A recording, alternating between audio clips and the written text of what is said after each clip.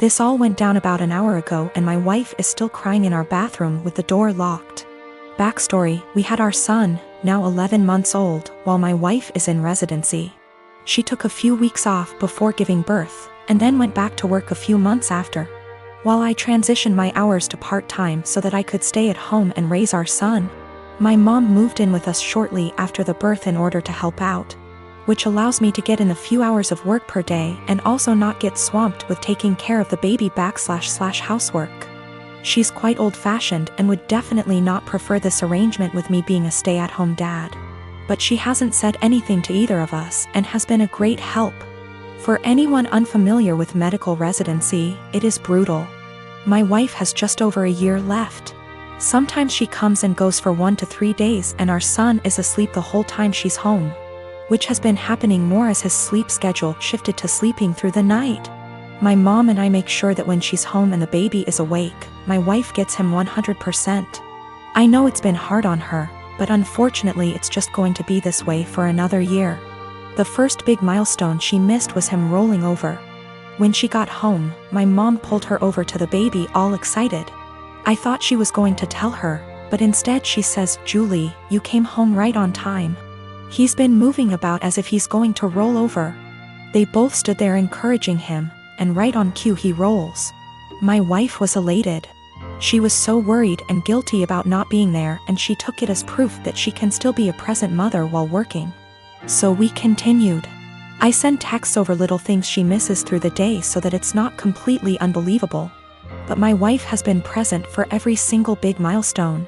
He coincidentally started crawling with her right there.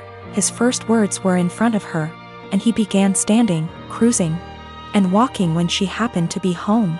The walking one was difficult. There was a tough 7-day stretch where she just wasn't home during the daytime when he was awake.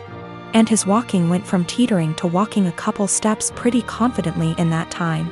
We put little beanbags in one of his pants pockets so he'd be wobbly and unbalanced, and it looked believable, since he fell after the first step like he was doing a week ago. Yes, it was mean to our poor son, but my wife's face was worth it. Today it all unraveled. So far he can just say mama, dada, and nana. Yesterday he started saying, "Bye, bye." My wife has today off and has been home all morning.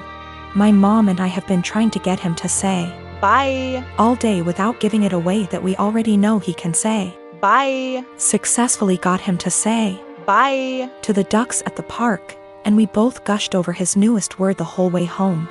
My wife was using my phone to take pictures of him and began showing my mom at home while telling her about his newest word acquisition. She was swiping through my gallery and saw a video from yesterday and goes, "Oh, you never sent me this one." It was literally like a slow motion film happening in front of my eyes. I had taken the video of him yesterday waving, "Bye, bye." My wife isn't stupid, she figured the whole ruse out pretty much instantly. I've never seen her look so upset and heartbroken before. I couldn't say or do anything to comfort her. Now she's locked herself in the bathroom crying and won't come out.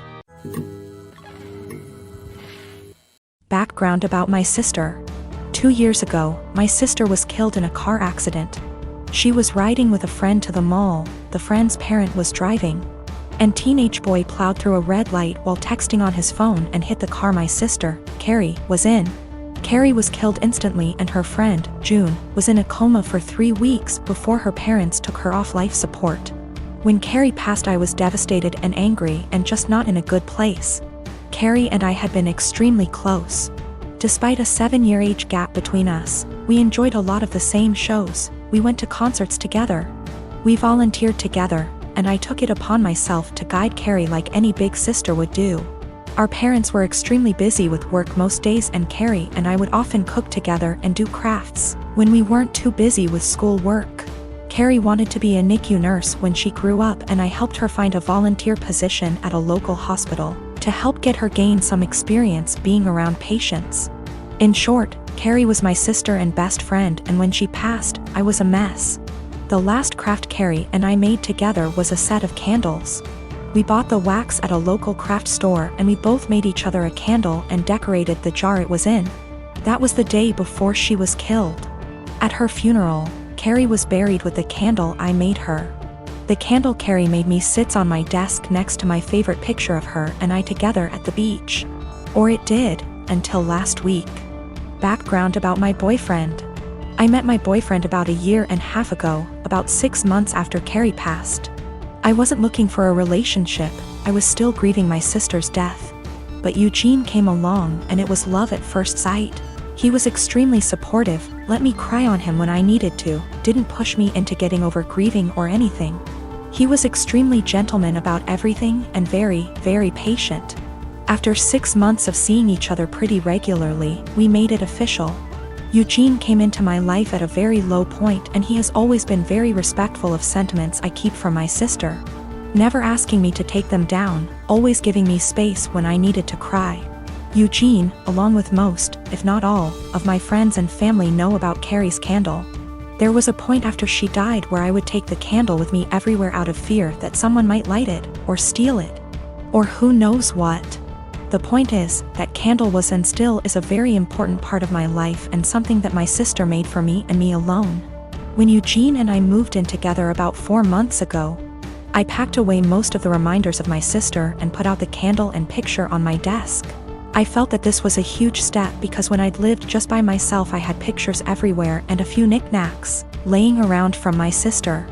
I wanted to make Eugene and I's home our home with just a small part of my sister there. Eugene understood and was very supportive. Last week, we had a massive winter storm that knocked out power. We didn't have power for 3+ days. The power was knocked out at Eugene and I's house while I was at work, which did not lose power. Eugene texted me that he was going to light some candles and try and get a generator, so we could have some for of power or at least be able to charge our phones / use lights / etc. Now, we have probably 30+ candles in our house. I am a huge fan of sales and when Bath & Body Works has a candle sale, I like to stock up and get a range of scents. We have candles scattered all over our house. In the room where my desk is, there are no candles aside from the one Carrie made me. None at all, and there never has been. This room is also downstairs, where Eugene doesn't spend a lot of time, his desk is upstairs. When I arrived home from work last week, I noticed a bunch of candles burning in our living room, safely. Always monitored and not near anything that could ignite. One of these candles was the candle that Carrie had made me. I burst into tears and when Eugene heard me crying he came out from the bedroom, where he was lighting more candles, and asked what was wrong. I was a wreck and couldn't get any words out. When he tried to calm me down, I shoved past him and locked myself in the room where my desk was and just cried. I don't know how he could be so stupid.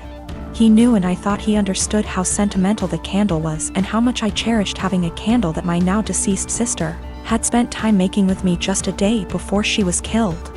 I haven't been able to speak to Eugene since it happened, Tuesday of last week. He has tried to explain why he did it, because he needed candles to be able to see, but I just can't wrap my head around it. He hadn't gotten into the large candle stash I have upstairs right by the living room where Carrie's candle was, but went downstairs, out of the way to grab the most sentimental, cherished item I have. The candle was burning most of the day while I was at work and is now melted and pretty much gone. I do still have the jar it was in, but I can't look at it without bursting into tears. Eugene says it was an accident, but I just don't believe that. He said he was getting around to lighting the candle surplus we have upstairs, but just hadn't gotten there yet. After being home 6 hours alone with no power. I am heartbroken and feel like this is a major slap in the face. I feel disrespected. I feel like he disrespected my sister. I just don't know what to do. I don't feel like I can forgive him for this. I've had this crush on my coworker for a few months now, and it's really not good. We only see each other in passing, and he's only talked to me once about something work-related. Even though we don't talk, we do look at each other sometimes, so we notice each other's existence. He's very outgoing and friendly with other people on my team. He's also very attractive. I enjoy being around him, but I'm way too nervous to talk to him. Honestly, I basically just admire him from afar. I'm not interested in a relationship with anyone right now, partially because I need therapy to heal from past relationships first. So I'm definitely not trying to be together with him. I just like him. This wouldn't be so bad, except it's become unhealthy for me. Whenever he's around, I get so overwhelmed that it's difficult to concentrate on my work. Sometimes I have to walk away and take deep breaths to calm down. I just get so nervous and preoccupied with my thoughts. I realize this sounds ridiculous, it is. I also can't stop thinking about him. It seems like I spend the entire day looking forward to seeing him, then once he's gone I feel empty and sad. I recognize this is really unhealthy and potentially creepy. I work with some good friends and I genuinely enjoy their company. I also like my job a lot, so it's not that work is boring without him. I'm actually a very talkative and happy person with everyone else. I really want to get over these feelings because they're useless and only hurting me. To be honest, this isn't the first coworker I've felt this way about. At my last job, I also had a crush on my manager and it was on the same unhealthy level. So I feel like becoming fixated on people is a reoccurring problem, and I really would like to know how I can change this pattern. My sister was set to marry a guy who was a complete douchebag. He seemed like a nice catch to any outsider. He was tall, handsome, very confident, a doctor. Basically the sort of guy any woman would swoon over. Unfortunately, he was a sociopathic, unrepentant narcissist, devoid of any empathy, who would take out his anger on anybody he felt beneath him and seemed to enjoy doing it. You know how basically they say, don't look at how your partner treats you, look at how he treats others. And that's how he'll eventually treat you. My sister didn't pick up on that. I picked up on it early. This guy was really mean. Would berate and insult people for the smallest thing and would lose his cool with anybody who looked at him the wrong way. He started doing it to me, and I told my sister early on, this guy's an asshole. She was like, Nah. You two will eventually get along, you just got off on the wrong start. I told him I've seen him do that to other people, but she seemed to think, oh, but he's nice to me, I'm the special one. Maybe I can change him. Or I have no idea what she was thinking. After about 2 years together, when they were engaged, the cracks were evident. My parents loved him, his dad and my dad go way back. They both went to the same medical school together and have been close friends for decades. Her fiancé is also good friends with my 2 older brothers. After 2 years, my sister was realizing this guy was an asshole. He's always been an asshole, and he won't change. There was a really painfully obvious example one day when we were having dinner, and my sister's fiancé and my dad were having a discussion about something political. My sister tried to offer her opinion into the discussion, and they both snickered. Then this guy just started berating her and ripping into her in front of everyone, making her feel this small. I could sense her pain. She was just quiet and just sat there taking it. I was thinking, what are you doing with this guy? He has no respect for you. He has no love for you. Another time our family was at this dinner function where a lot of big people were around. My sister's fiancé completely left my sister alone at the table with me, and was sitting at this other table with 2 women, very obviously flirting with them semi-drunk. He just left her all alone at the table. I asked her what was wrong, why was he ignoring her? She told me they had had an argument earlier and this was his way of punishing her. You see what I mean when I say this guy is a complete sociopath? My sister and I are really close, and even though I'm younger by far, little brothers aren't devoid of wisdom. And I've been urging her from day one to break up with this guy before she gets in too deep. Well, now that she'd spent 2 years with him and was engaged, she was obviously in too deep. And she used to tell me about all the outbursts he has, how he treats her with no respect. We often had long discussions, just me and her, where she'd spill open like a can of beans and just divulge all the bullshit that he's put her through recently. Sometimes she'd cry and I'd be there to help her out, but she still seemed to want to stick with him. She actually convinced herself that he loved her behind all that horrible treatment, and couldn't pull herself to cancel the engagement, what with our parents, his parents, everyone counting on it. She knew they'd all say she's crazy, turning down this smart, handsome doctor. I kept urging her to break up, but she stuck with the he'll change or he loves me deep down excuses. It all came to a head when one day she very publicly exploded at him. We were having a huge dinner, both sides of our families, and I was sitting next to him. He kept bullying me the entire night. Move your elbows over, couldn't you wear something a bit more presentable? Stop sticking your hand out like that, it's rude, don't you think you've had enough of that? If I asked him to pass a bowl or the sauce or something, he'd hand it over but then pull away and be like, "Say please, say thank you." He was smiling the entire time, laughing. My 2 older brothers were also snickering. They didn't seem to mind this guy was publicly bullying me and having fun with it. He and my dad started having one of their conversations again. And my dad started airing out all his general frustrations and disappointments regarding me. And they started both talking about my life openly in front of me. Her fiancé then turned to me and started openly lecturing me, and when I tried to ignore him, "Hey, are you listening to me? What's the matter with you? Your dad never taught you any respect?" My sister just then basically exploded. She was sitting at the other side of the table, guessing she didn't want to be near him. But she was watching what was going on the entire time. My sister just then basically exploded. She was sitting at the other side of the table, guessing she didn't want to be near him.